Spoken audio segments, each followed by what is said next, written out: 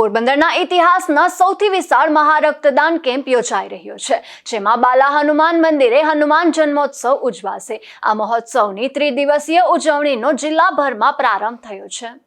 પોરબંદરના સુદામા ચોક વિસ્તારમાં આવેલ બાલા હનુમાન મંદિર ખાતે આ વર્ષે પણ હનુમાન જન્મોત્સવ મહોત્સવ ભવ્યતા અને વૈવિધ્ય સાથે ઉજવાશે। આ મહોત્સવનું મુખ્ય આકર્ષણ ઇતિહાસનો સૌથી વિશાળ મહારક્તદાન કેમ્પ રહેશે, જે માનવ સેવાના ક્ષેત્રમાં એક નવા માપદંડ સ્થાપિત કરશે। ગત વર્ષે મહારક્તદાન કેમ્પમાં 5,500 બોટલ રક્ત એકત્રિત થયું હતું। આ વર્ષે 9,000 થી 10,000 બોટલ રક્ત એકત્રિત કરવાનો ટાર્ગેટ છે, તેમજ પ્રસાદ દર વર્ષ મુજબ આ વર્ષે પણ વિતરણ કરવામાં આવશે। આ વર્ષે 80,000 પ્રસાદ બોક્સ તૈયાર કરવામાં આવી રહ્યા છે, જે સેવા કાર્યમાં પણ મહાનુભાવોથી લઈને સ્વયંસેવકો ઉત્સાહભેર જોડાયા છે। રક્તદાતાઓને 4 પ્રકારના બ્લડ ટેસ્ટ પણ વિનામૂલ્યે કરી આપશે।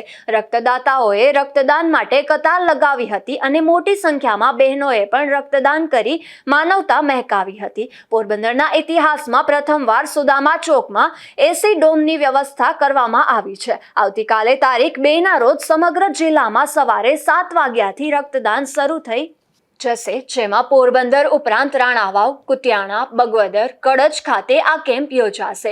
આ કેમ્પમાં બપોરે 4 કલાકે પ્રદેશ ભાજપ પ્રમુખ જગદીશભાઈ વિશ્વકર્મા હાજરી આપશે, તેમજ સાંજે 6 વાગ્યે બાળકોની વેશભૂષાના કાર્યક્રમમાં બાળકોને પ્રોત્સાહિત કરશે અને વિશ્વકર્માના આગેવાનો સાથે મુલાકાત કરશે। સાંજે 7 કલાકે મહાઆરતીમાં ઉપસ્થિત રહેશે। ત્યારબાદ પ્રસાદી બોક્સ વિતરણ પ્રારંભ પણ જગદીશ વિશ્વકર્માના હસ્તે કરવામાં આવશે। તેની સાથે કેબિનેટ મંત્રી અર્જુન મોઢવાડિયા પણ ખાસ ઉપસ્થિત રહેશે।